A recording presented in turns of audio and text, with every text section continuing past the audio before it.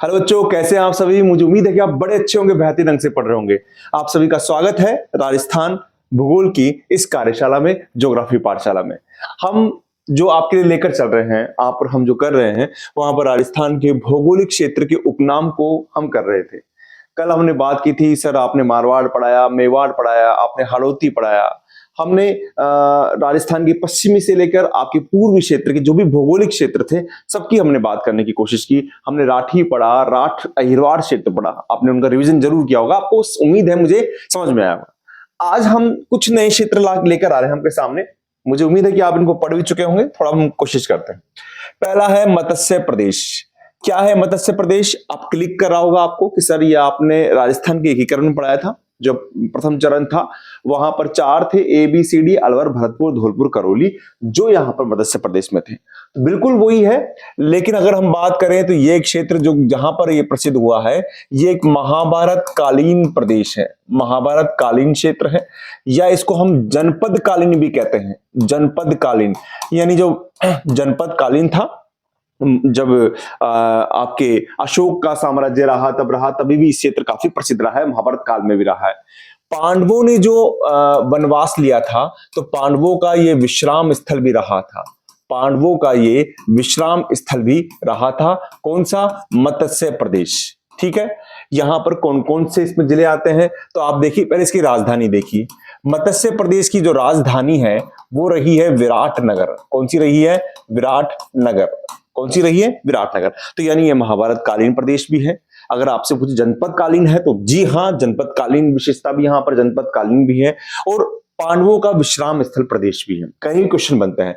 राजधानी विराटनगर है। अगर हम बात करें क्षेत्र कौन से हैं, तो देखिए अलवर आ गया, आपके यहां पर भरतपुर आ गया, आपके यहां पर करौली आ गया, और इसके साथ धौलपुर है। ये इसके यहां पर क्षेत्र हैं। और साथ में जो नए बने हैं, अभी इसके साथ में बात करें आपके, देखिए मैं अगर बताना चाहूं तो यहां पर आपके ये अलवर हो गया, ये आपका भरतपुर हो गया, ये आपका यहां से ये आपका धौलपुर हो गया, ये आपका करौली हो गया। ये क्षेत्र ही है। लेकिन साथ में अब क्या हो गया? कोटपुतली, बहरोड और खेड़तल तिजारा, ये भी इसमें जुड़ गया है, क्योंकि टूटकर इससे अलग हुए हैं। तो हम यहां पर लिख सकते हैं कोटपुतली बहरोड, हम यहां पर लिख सकते हैं कोटपुतली बहरोड, और साथ में खेड़तल तिजारा। खेड़तल तिजारा, ठीक है। ये आपके पास में क्षेत्र आ गया। अब हम इसको मेवात को थोड़ा सा नीचे कर लेंगे, बाद में कर लेंगे, मेवात को यहां पर कर लेते हैं। तो आपके पास में मत्स्य प्रदेश, महाभारत कालीन प्रदेश, जनपद कालीन है, पांडवों का विश्राम स्थल प्रदेश कौन सा है? मत्स्य प्रदेश है। राजधानी विराटनगर है, और अलवर, भरतपुर, धौलपुर, करौली तो था ही, लेकिन अब कोटपुतली बहरोड भी आ गया है, क्योंकि अलवर का हिस्सा गया है, और खेड़तल तिजारा भी है जो अलवर का हिस्सा गया है। ये 4 क्षेत्र आ गए। अगर हम नए इसकी बात करते हैं तो मेवात की बात करते हैं। देखिए मेवात जो है वो मेव जाति का बाहुल्य रहा है। मेव जाति का यहां पर बाहुल्य रहा है। और आपको मेवात के लिए खास बात बताता हूं आपको बेटा। खास बात यह है मेवात के लिए कि अगर आपको पता हो कि डीग से यहां पर, जो डीग से यहां पर हरियाणा की जो सीमा टच होती है, वहां पर हरियाणा का मेवात जिला ही यहां पर स्पर्श करता है। मेवात जिला। तो यहां पर क्या आ जाएगा आपके पास में? अलवर आ जाएगा, भरतपुर आ जाएगा, और साथ में डीग भी इसमें आ जाएगा। तो मेव जाति बाहुल्य है। और यहां पर जो जिले आएंगे वो कौन कौन से होंगे आपके पास में? अलवर होगा, आपका भरतपुर होगा, आपका डीग होगा, और आप यहां पर देखेंगे अलवर, डीग, भरतपुर और मेवात खेड़तल को भी टच कर रहा है। तो खेड़तल तिजारा भी यहां पर आ जाएगा। खेड़तल तिजारा भी यहां पर आ जाएगा। समझ रहे हैं आप? आपके दिमाग में रखना है बेटा कि मेवात क्षेत्र तो बता दिया, मेव जाति का बाहुल्य बता दिया, और मेवात जिला जो है वो हरियाणा का यहां टच करता है। तो अलवर को भी लिया, और डीग को भी लिया, भरतपुर को भी लिया, और खेड़तल तिजारा को भी यहां पर ले लिया है। ये क्षेत्र आ गया। अब आता है आपके पास शेर, सूरसेन और ब्रजभूमि। देखिए ब्रजभूमि की बात करिए, ब्रजनगर की बात करिए, मैंने बताया था कि भरतपुर का यानी आपके पूर्वी राजस्थान का वह भाग जो किसको टच करता है? आपके यहां पर यूपी को, इनको टच करता है। तो यहां पर आ जाएगा पूर्वी राजस्थान का भाग। ठीक है, जो किसको टच कर रहा है, आपके यहां पर यूपी को टच कर रहा है, आपके यूपी को छूता है, यूपी को छूता है, उसको हम क्या कहते हैं, उसको सूरसेन भी कहते हैं, उसको ब्रजभूमि भी कहते हैं। हमने ब्रजनगर पढ़ा था, वो भी यही है, ये मान लीजिए, जहां पर हमने कहा था भरतपुर का वह हिस्सा, भरतपुर का वह हिस्सा जो किसको टच कर रहा है, यूपी को टच कर रहा है। इसकी राजधानी क्या रही है, ये मानकर चलिए सूरसेन की राजधानी जो रही है, वो राजधानी रही है, वो रही है आपके यहां पर मथुरा। क्या राजधानी रही है, मथुरा। तो आपने मत्स्य प्रदेश पढ़ा, मेवात पढ़ा और सूरसेन पढ़ा। लीजिए आगे हम चलते हैं, आगे देखिए आप, आगे आता है कुरु। देखिए कुरु के अंदर अगर बात करें तो कुरु में कौन सा क्षेत्र आएगा, यहां पर नक्शे में देख लेते हैं बेटा। कुरु के अंदर आएगा अलवर का उत्तरी भाग, अलवर का उत्तरी भाग है ना, जो अलवर है उसका उत्तरी भाग आपका जो है वो कुरु में आ जाएगा। यानी आप इसमें यूं मानकर चलिए, आप यहां पर देखेंगे, यहां पर इसमें हम अलवर के उत्तरी भाग में कौन सा लेंगे, जो सीमा दिल्ली को टच कर रही है, यानी जो सीमा दिल्ली को टच कर रही है, यहां पर दिल्ली को टच कर रही है, वो सीमा यहां पर आएगी। यानी आप यहां पर लेंगे अलवर का ये अलवर रियासत का उत्तरी भाग, उत्तरी भाग। और आपको पता है कुरु यानी कुरुक्षेत्र यानी कुरुवंश से है, तो यहां पर आप बात करेंगे आज की राजधानी कौन सी रही, राजधानी इसकी रही इंद्रप्रस्थ, राजधानी कौन सी रही है, इंद्रप्रस्थ रही है। और साथ में हस्तिनापुर जो है, हस्तिनापुर अगर आपने नाम सुना होगा महाभारत में, तो वो भी यहीं पर ही इसी क्षेत्र के अंदर इसमें यहां पर है। और दिल्ली को छूता है, ये भाग किसको छूता है, दिल्ली को स्पर्श करता है। तो आपके दिमाग में ये पूरी तरीके से होना चाहिए कुरु कौन सा है, तो अलवर का उत्तरी भाग आ गया, जिसमें आप खेड़तल तिजारा वाला हिस्सा भी ले सकते हैं, खेड़तल तिजारा वाला भी हिस्सा ले सकते हैं। ठीक है, ये हिस्सा आपका हो चुका है। ठीक है, अब आता है सपाड़। तो बिल्कुल नक्शे के हिसाब से याद करेंगे हम। सपाड़ की बात करें तो सपाड़ का क्षेत्र होता है, आप यहां पर देखेंगे तो सवाईमाधोपुर करौली का वह हिस्सा जो एमपी को स्पर्श करता है, एमपी को स्पर्श करता है। तो यहां पर क्या आ जाएगा आपके पास में कि सवाई माधोपुर वह आपकी करौली का वह हिस्सा जो किसको स्पर्श करता है, वह हिस्सा जो एमपी को स्पर्श करता है, उसको हम क्या कहते हैं, सपाड़ क्षेत्र कहते हैं, सपाड़ क्षेत्र कहते हैं। ये आप लिख भी लीजिएगा, आराम से नोट्स बना लीजिएगा, कोई दिक्कत नहीं है। तो कुरु कर लिया, कुरु का आपको याद रहेगा, कुरु क्षेत्र इंद्रप्रस्थ की तरफ रहेगा, दिल्ली वाला हिस्सा है। अब डांग की बात करते हैं। देखिए डांग कहां पर है, अगर आपने देखा हो डांग की बात करें तो डांग आपके चित्तौड़गढ़ से लेकर आपके धौलपुर तक का जो हिस्सा है, चित्तौड़गढ़ से लेकर धौलपुर तक का हिस्सा है जो एमपी को छूता है, वो आपका डांग कहलाता है। डांग क्या कहलाता है, चित्तौड़गढ़ से, यानी चित्तौड़ ये भी एमपी को छू रहा है, चित्तौड़गढ़ से लेकर और आपके धौलपुर तक का वह हिस्सा जो किसको छूता है, एमपी को छूता है, उसे हम डांग क्षेत्र कहते हैं। तो यहां पर लिख सकते हैं कि चित्तौड़गढ़ से धौलपुर तक का वह हिस्सा जो एमपी को स्पर्श करता है, एमपी को स्पर्श करता है, उसे हम डांग कहते हैं, है ना। तो चित्तौड़गढ़ भी आ गया इसके अंदर, सवाईमाधोपुर, करौली, धौलपुर, कुछ आपका बूंदी का हिस्सा है, जो सब कुछ इसमें आ गया। लेकिन यहाँ पर खास बात है, डांग का नाम आता है तो यहाँ पर एक आता है डांग का राजा, एक शब्द तो ये आता है, और एक आता है डांग की रानी। ये भी आप ध्यान रख लीजिए, एक क्वेश्चन बनता है कि डांग का राजा कौन है, डांग की रानी कौन है। देखिए डांग की रानी है करौली, डांग की रानी किसको कहा है, करौली को, और डांग का राजा कहा है धौलपुर को। किसको कहा है, धौलपुर को। ये आप लिख लीजिएगा कि डांग का राजा धौलपुर और डांग की रानी करौली। यहां पर इसके उपनाम भी हैं, थोड़े उपनाम भी देख लीजिए आप। उपनाम क्या है, अगर आप देखेंगे धौलपुर का उपनाम है कोठी। क्या नाम है, कोठी। ये हम आगे बात करेंगे कि धौलपुर का उपनाम कोठी है, और करौली का जो प्राचीन नाम, माफ कीजिएगा, उपनाम की जगह लिखिए प्राचीन नाम। धौलपुर का प्राचीन नाम कोठी है, और करौली का जो प्राचीन नाम है वो है गोपाल लाल। क्या नाम है, गोपाल लाल कृष्ण जी यहां पर नाम है गोपाल लाल। आप कृष्ण के हिसाब से याद रख लेंगे, वो करौली का प्राचीन नाम है। तो डांग कर लिया, डांग का राजा धौलपुर और डांग की रानी करौली। तो कुरु, सपाड़, डांग। आगे हम चलते हैं बीहड़, आगे हम चल रहे हैं बीहड़। अब देखिए बीहड़ की बात करें तो बीहड़ क्षेत्र क्या होता है, ये किसी भी नदी के द्वारा बनाया गया उत्खात या उबड़ खाबड़ एक मतलब एक हिस्सा होता है जो नदी के द्वारा अपरदन से होता है। तो यहां पर चंबल नदी के द्वारा अवनालिका अपर्दन। अवनालिका आप जानते हैं, अवनालिका का मतलब होता है नदी बह रही है और वहां पर कई जगह नालियां बना लेती है, खड्ड बना लेती है, ऊबड़ खाबड़ होता है, फिर बीच में ऐसे खड़क होते हैं जहां पर डाकू छुप जाते थे। तो चंबल नदी के द्वारा अवनालिका अपर्दन से बनी उत्खात या फिर ऊबड़ खाबड़ आकृति को हम क्या कहते हैं? बीहड़ कहते हैं। ऊबड़ खाबड़ आकृति को क्या कहते हैं? हम क्या कहते हैं? बीहड़ कहते हैं। यानी चंबल नदी के द्वारा अवनालिका अपर्दन से बनी उत्खात आकृति को हम क्या कहते हैं? ऊबड़ खाबड़ आकृति क्या कहते हैं? हम बीहड़ कहते हैं। ठीक है, अब यहां पर बीहड़ कौन सी आ गई? तो बीहड़ के अंदर आपके पास में सवाई माधोपुर, करौली, धौलपुर वाला जो हिस्सा है वो इसके अंदर आ जाएगा। तो इसके अंदर आप लिखेंगे बीहड़ में सवाई माधोपुर, करौली और धौलपुर। ठीक है, अब बीहड़ आ गया, एक बीड़ आ गया। अब बीड़ आ रहा है, अब दोनों कंफ्यूजन है कि हम बीड़ क्या करेंगे। बीड़ कुछ भी नहीं है बेटा। बीड़ का मतलब आप समझिए, आप इसमें बीड़ के अंदर करेंगे तो बीड़ में क्या आएगा आपके पास में? ये मानिए जो अरावली हमारी चल रही है ना, उत्तरी अरावली, तो उत्तरी अरावली से उतर के यहाँ पर घास के मैदान पाए जाते हैं। घास के मैदान पाए जाते हैं जिनको झुंझुनू में क्या कहते हैं? बीड़ कहते हैं। झुंझुनू में क्या कहते हैं? बीड़। तो यानी ये क्या होते हैं? अरावली के पास में, यानी घास के मैदान, यानी चारागाह होते हैं। घास के यानी चारागाह, आप ये लिख सकते हैं चारागाह क्षेत्र होते हैं, यानी ये घास के मैदान होते हैं। यूं मान लीजिए आप, घास के मैदान होते हैं जिनको हम कहां पर? झुंझुनू में क्या कहते हैं? बीड़ कहते हैं। झुंझुनू में बीड़ कहते हैं। बीड़ अलग हो गया, बीहड़ अलग हो गया, थोड़ा सा ध्यान रखिएगा। बीहड़ अगर आपने कोई मूवी देखी हो, चंबल पर देखी हो, तो वहां पर देखना अवनालिका अपर्दन होता है जिसमें नदी बहती है और नीचे बहुत खड़क बना लेती है। ऊपर ऊंचाई पे समतल मैदान होता है, नीचे बहुत खड़क होता है, खड्डे होते हैं जहां पर डाकू छुप जाया करते थे।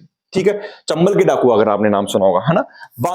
बांगड़ क्या होता है? ये भी बहुत अच्छा शब्द है। मैंने तीनों को एक साथ लेने की कोशिश की है, बीहड़, बीड़ और बांगड़। देखिए बांगड़ अगर आपने पढ़ा हो गंगा नदी के उसमें बांगड़ खादर, तो बांगड़ एक पुरानी जो जलोढ़ मिट्टी थी उनका मैदान होता था। और ये आपके पास में पाया जाएगा अरावली के पास में, झुंझुनू, सीकर, डिडवान, नागौर से लेकर पाली, यानी ये जो हिस्सा आएगा ये वाला अरावली से आपके पश्चिम में, अरावली से पश्चिम में। तो यहां पर आप लिख सकते हैं, बिल्कुल यहां पर आप लिख सकते हैं कि अरावली के पश्चिम में पुरानी जलोढ़ मिट्टी का मैदान।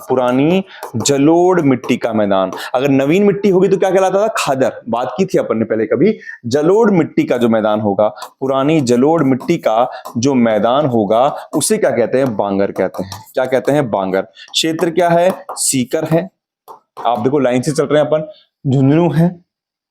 झुंझुनू है, पहले नागौर ही था, लेकिन अब नागौर के साथ में डिडवाना भी आ गया है, डिडवाना कुचामन भी आ गया है, फिर आपका नागौर भी आ गया है और फिर आपका पाली भी इसमें आ गया है। तो हाँ, आपने बीहड़ भी पढ़ लिया, बीड़ भी पढ़ लिया और आपने बांगड़ भी पढ़ लिया, ये आपके पास में आ गया। ठीक है, अब आगे चलते हैं अपन ढूंढाड़। देखिए ढूंढाड़ क्या है? ढूंढाड़ आपने पढ़ा होगा, आप यहीं जैसे राजस्थान में रहते हैं तो आपको पता है ढूंढाड़ नदी थी, ढूंढाड़ नदी का क्षेत्र था। और वो कहां पर है? वो आपके जयपुर ग्रामीण है, दूदू है, टोंक है और दौसा वाला जो क्षेत्र है वहां पर ढूंढाड़ नदी का क्षेत्र है ना। तो आपको उसके हिसाब से याद करना है। तो ये ढूंढाड़ क्या हो गया? ढूंढाड़ नदी, उसका जो क्षेत्र है उसको हम क्या कहते हैं? ढूंढाड़ कहते हैं। ढूंढाड़ी भाषा भी कहते हैं, अगर आपने सुना होगा। तो ढूंढाड़ नदी का क्षेत्र है। क्षेत्र में क्या आएगा आपका? जयपुर ग्रामीण आ जाएगा, इसमें जयपुर ग्रामीण आ गया, आपका दूदू आ गया, सबसे छोटा जिला है क्षेत्रफल के हिसाब से, आपका टोंक आ गया, आपका दौसा भी आ गया, आपका कोटपुतली बहरोड भी आप कह सकते हैं। कोटपुतली जो बहरोड है, जो कोटपुतली का हिस्सा है, वो भी यहां पर आ सकता है। तो ढूंढाड़ के अंदर ढूंढाड़ नदी का क्षेत्र आ गया। और की बात देखते चंद्रवर्ती। देखिए चंद्रवर्ती का अगर आपने सुना हो तो यहां पर एक चंद्रवर्ती सभ्यता भी पाई जाती है, अगर इतिहास के परिप्रेक्ष्य में सुना होगा, लेकिन आपने सुना नहीं है, मैं आपको बता देता हूं। चंद्रवर्ती सबसे पहले तो आपको यह ध्यान होना चाहिए, सिरोही का प्राचीन नाम है। सिरोही का प्राचीन नाम है। ठीक है, अब आप समझ सकते हैं कि चंद्रवर्ती सभ्यता कहां पाई जाएगी? यहीं पाई जाएगी। यहीं पर ही सिरोही का प्राचीन नाम है और यहीं पर ही आपके जो सिरोही के चौहान वंश है ना, सिरोही के जो चौहान वंश है वो यहां पर है ना, यहां पर। ठीक है, सिरोही के चौहान वंश का जो शासित प्रदेश है वो यही वाला है। यहां पर चंद्रवर्ती सभ्यता भी पाई जाती है, इसलिए इसका नाम है चंद्रवर्ती सभ्यता। और चंद्रवर्ती सभ्यता की खास विशेषता यहां पर है कि यहां पर भूकंप रोधी यानी भूकंप रोधी इमारतें मिली है। यानी आपसे कोई पूछ ले कि राजस्थान में इमारतें, माफ कीजिएगा, इमारतें, भूकंप रोधी इमारतें मिली, अगर आपसे पूछ ले कि राजस्थान में भूकंप रोधी यानी जहां भूकंप नहीं आ पाए ऐसी इमारतें कहां मिली, भूकंप से सुरक्षा की इमारतें कहां मिली है, तो आप बोलेंगे चंद्रवर्ती सभ्यता के अंदर। चंद्रवर्ती सभ्यता कहां पर है? सिरोही में है। चंद्रवर्ती किसका नाम है? प्राचीन नाम, सिरोही का प्राचीन नाम। ठीक है, ये आपके पास में आ गया। अब अगला है वल और मांड। वल और मांड, देखिए वल और मांड की बात करें तो आप ये देखिए जैसलमेर के आसपास का क्षेत्र है। जैसलमेर में, जैसलमेर के आसपास का क्षेत्र ये कहलाता है मांड, जो मांड गायिका का क्षेत्र है, मांड गायिकी जो होती है, तो ये मध्य का क्षेत्र मांड हो गया। और मांड के चारों ओर जो क्षेत्र है उसको हम कहते हैं वल। क्या कहते हैं? वल कहते हैं। तो अगर आप इसको लिखेंगे तो आप पॉइंट्स डाल सकते हैं। पहले तो आप डाल सकते हैं कि जैसलमेर, आप डाल सकते हैं कि जैसलमेर के आसपास का क्षेत्र, जैसलमेर के आसपास का क्षेत्र क्या कहलाता है? आपका वल मांड कहलाता है। या यूं कहें अपन मांड जो गायिकी का क्षेत्र जो होता है, जो मांड गायिकी का जो क्षेत्र है वो आपके मांड कहलाता है कैसे? जैसलमेर में जैसे ये मध्य में मांड हो गया, फिर मांड के चारों ओर क्या हो गया? ये वल हो गया, और फिर वल के चारों ओर क्या है? आपका जैसलमेर है। यूं समझ लीजिए आप कि जैसलमेर तो पूरा ही है, लेकिन मतलब मांड मध्य का भाग हो गया, मांड के चारों ओर वल हो गया, और वल के चारों ओर जैसलमेर हो गया। तो इस तरीके से आप इसको यहां पर समझ सकते हैं। ये आपका वल और मांड हो गया जैसलमेर से रिलेटेड। आगे हया है क्षेत्र। देखिए हया है क्षेत्र कहां पर है? ये आपको मिलेगा कोटा और बूंदी वाले क्षेत्र में मिलेगा, कोटा और बूंदी वाले क्षेत्र में मिलेगा। और यहां पर हाड़ा जो वंश है, उन चौहान वंश है, उनका शासन था। तो यहां पर हया क्षेत्र कहां पर है? कोटा बूंदी का क्षेत्र जो है, कोटा बूंदी का जो क्षेत्र है उसको हया क्षेत्र कहा गया है। और यहां पर हाड़ा वंश के चौहानों का शासन रहा है। हाड़ा वंश के चौहानों का शासन रहा है। आप नक्शे के हिसाब से देखेंगे बेटा बिल्कुल समझ में आ जाएगा। आप यहां पर हया क्षेत्र लिखें, आपके हाथ में नक्शा होना चाहिए, वहां पर देखें और फिर आप इसको करेंगे तो ज्यादा अच्छी तरह समझ में आएगा। जाबलीपुर की बात करें, जाबलीपुर कहां पर है? तो जाबलीपुर, जैसे मैंने बताया चंद्रवर्ती सिरोही का नाम है, जाबलीपुर जालोर का प्राचीन नाम है। ये किसका नाम है? जालोर का प्राचीन नाम है, जालोर का प्राचीन नाम है। और यहां पर एक ऋषि है जाबली ऋषि, उनकी तपोभूमि है। जाबली ऋषि की ये क्या रहा है? तपोभूमि रहा है, इसलिए इसका नाम क्या है? जालोर पड़ा है। और यहां पर चारों ओर क्या मिलते हैं? जाल वृक्ष मिलते हैं। जो यहां पर जाबलीपुर नाम पड़ा है, जालोर का प्राचीन नाम है, जाबली ऋषि की तपोभूमि है, और यहां पर चारों ओर जाल वृक्ष मिलते हैं। ठीक है, अगला मालानी। देखो जालोर की बात करें, जालोर कहां पर है? आप देख सकते हैं, जालोर की बात करें तो जालोर आपका ये रहा है ना, तो ये वाला आपका जाबलीपुर हो गया। अब मालानी कहां पर है? बाड़मेर, जो बालोतरा भी हो चुका है थोड़ा बहुत हिस्सा, तो ये बाड़मेर का प्राचीन नाम है, बाड़मेर का प्राचीन नाम है। और ये मल्लीनाथ जो ऋषि है उनकी तपोभूमि है। मल्लीनाथ ऋषि की तपोभूमि कहा गया है। किसको कहा गया है? मालानी को कहा गया है। और ये कहां पर है? बाड़मेर में। ठीक है, बिल्कुल ओके। हया है क्षेत्र कहां है? कोटा बूंदी। आपका जाबलीपुर कहां है? जालोर में। और आपका मालानी कहां पर है? बाड़मेर में। आगे आइए, आगे शेखावटी, बिल्कुल आप जानते हैं शेखावटी आपके सीकर झुंझुनू वाला हिस्सा आता है। इसमें कौन सा आ जाएगा आपका? सीकर, झुंझुनू और चूरू वाला जो हिस्सा आ जाएगा वो शेखावटी आ जाएगा। और यहां पर शेखावटी जो वंश के जो शासक थे उनका जो शासन रहा है, चौहान जो वंश, जो राजपूत वंश है उनका शासन रहा है शेखावटी के अंदर। तोरावटी की बात करें तो तोरावटी नदी बेसिन के जो क्षेत्र है उसको हमने क्या कहा है? तोरावटी बेसिन कहा है, जिसमें तोरावटी बेसिन क्षेत्र आ जाएगा। यानी तोरावटी भी कह सकते हैं और कातली नदी भी कह सकते हैं, ये बात मैं पहले कर चुका हूं। तोरावटी या कातली नदी बेसिन क्षेत्र भी कहते हैं। और ये कहां पर है? ये आपके मिलेगा सीकर और झुंझुनू में। कहां पर मिलेगा? सीकर और झुंझुनू में मिल जाएगा। सीकर और झुंझुनू की बात करें सर तो ये वाला हिस्सा है, ये वाला हिस्सा आपका सीकर और झुंझुनू वाला हिस्सा आ जाएगा, तोरावटी या कातली नदी बेसिन क्षेत्र। घिलोत क्या है? घिलोत आपका जो उदयपुर है ना, उदयपुर, उदयपुर बसने से पहले इसका नाम जो था, इस शहर का नाम था उदयपुर, बसने से पूर्व इसका नाम क्या था, गहलोत था। उस क्षेत्र का नाम क्या था, गहलोत था। जो ये उदयपुर है ना, इसके बसने से पहले, जब यहाँ उदय सिंह ने उदयपुर बसाया, उससे पहले इसका नाम क्या था, गहलोत था। मालखेराड़, बिल्कुल नाम डालने कुछ भी नहीं करना। ये मालपुरा, जो मालपुरा है आपका टोंक, मालपुरा जो टोंक में है, उसको क्या कहा गया है, मालखेराड़ कहा गया है। टोंक कहां पर आपका, ये रहा। तो यहां पर मालपुरा टोंक को क्या कहा गया है, मालखेराड़ कहा गया है। ठीक है, आगे अपन देखते हैं अनंत प्रदेश। अनंत प्रदेश क्या है, ये आपके जो सांबर झील रही है आपके अजमेर के पास में, आपके यहाँ जयपुर के पास में सांबर झील रही है। सांबर झील से सीकर का जो क्षेत्र होता है, आप यहां पर यूं समझिए कि सांबर झील तो यहां पर है, सांबर झील से सीकर का जो क्षेत्र है उसको अनंत प्रदेश कहा गया है। ठीक है, कि सांभर झील से सीकर तक का जो क्षेत्र है, सीकर तक का क्षेत्र है, उसे क्या कहा गया है, अनंत प्रदेश कहा गया है। अनंत प्रदेश कहा गया है। आपको सांबर से याद करना है। और रूमा किसे कहा गया है, रूमा क्या है, ये जो सांबर झील है ना, उसके चारों ओर के क्षेत्र को, सांबर झील के चारों ओर के क्षेत्र को, चारों ओर जो क्षेत्र है उसे क्या कहा गया है, रूमा कहा गया है। यानी सांबर के जो चारों ओर जो क्षेत्र है उसको रूमा कहा है, और सांबर से सीकर तक का जो क्षेत्र उसको अनंत क्षेत्र कहा है।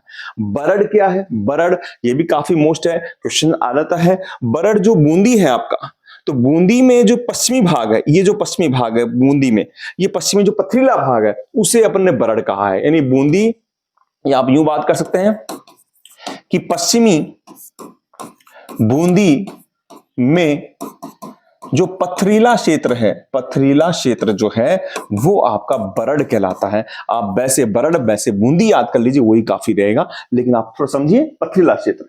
काठल, काठल की गंगा भी कहा जाता है, और ये कहा जाता है प्रतापगढ़ को, है ना। तो काठल क्षेत्र किसे कहा गया है, प्रतापगढ़ को कहा गया है।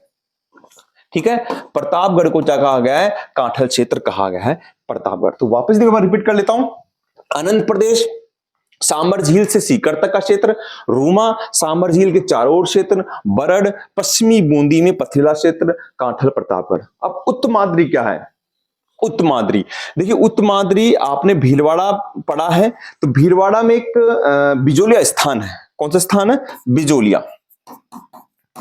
तो बिजोलिया जो स्थान है उसका जो, उसको प्राचीन समय में क्या कहा गया है, उत्तमाद्री कहा गया है। और ये हमको पता पड़ता है बिजोलिया शिलालेख से।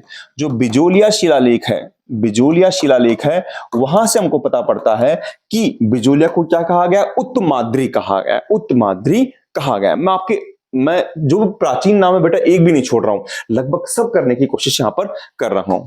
ठीक है, अब चंद्रावर्दी, अबुर्द, चंद्रावर्दी और अबुर्द, अब ये आपको नाम से समझ में आ रहा होगा, ये किसको कहा गया है, ये अभी बात आई थी चंद्रावर्ती की बात भी आ गई थी, ये कहा गया है सिरोही को। किसको कहा गया है, सिरोही को कहा गया है। सिरोही का आसपास का क्षेत्र कर सकते हैं आप, सिरोही का आसपास का क्षेत्र कर सकते हैं।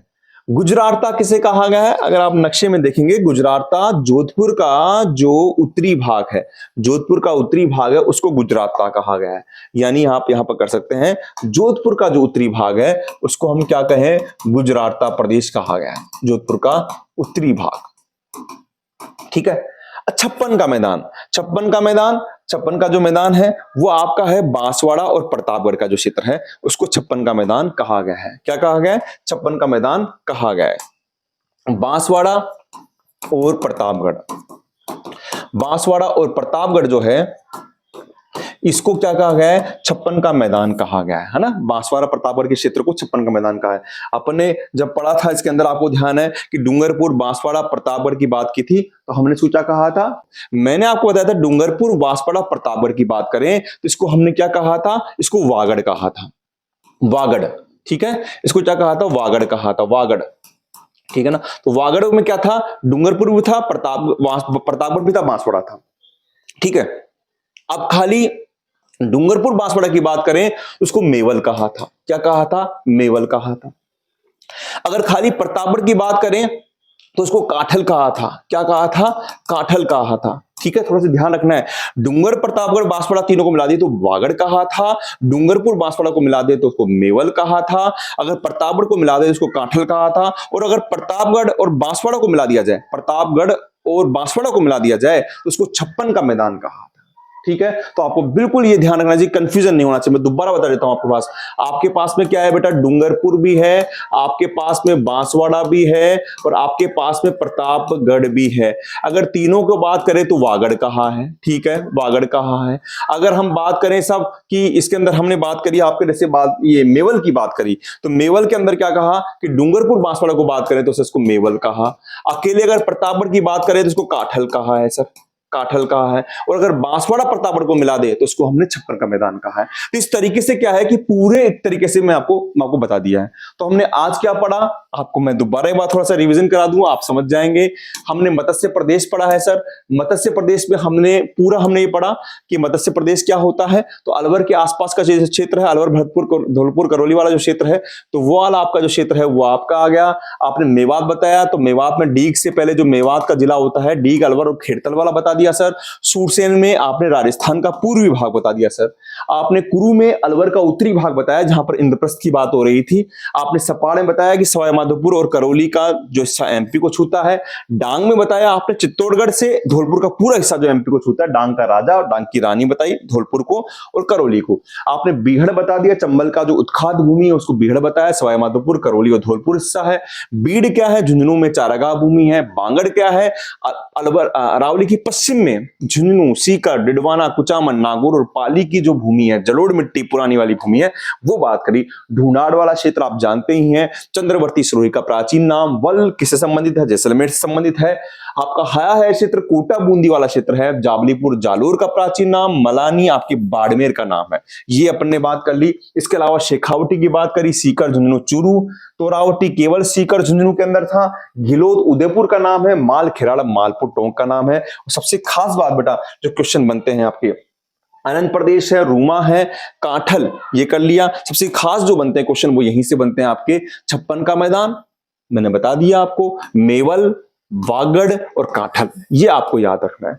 मुझे उम्मीद है कि ये प्रयास समझ आपको अच्छा लगा होगा, समझ में आया होगा। आज हमने लगभग सभी जो पुराने भौतिक जो भौगोलिक प्रदेश है राजस्थान के, उनके नाम पढ़ लिए हैं। अब नेक्स्ट क्लास में हम पढ़ेंगे राजस्थान के जो जिले हैं उनके क्या उपनाम है, उनको क्या क्या कहा गया है। जैसे राजस्थान में जयपुर को पिंक सिटी भी कहा गया है, और भी कई नाम है, तो उस तरीके से हम उसको पढ़ेंगे। आप बस यूं ही पढ़ते रहिए और आगे बढ़ते रहिए। मैं मिलता हूं आपके साथ नेक्स्ट क्लास में। थैंक यू बेटा।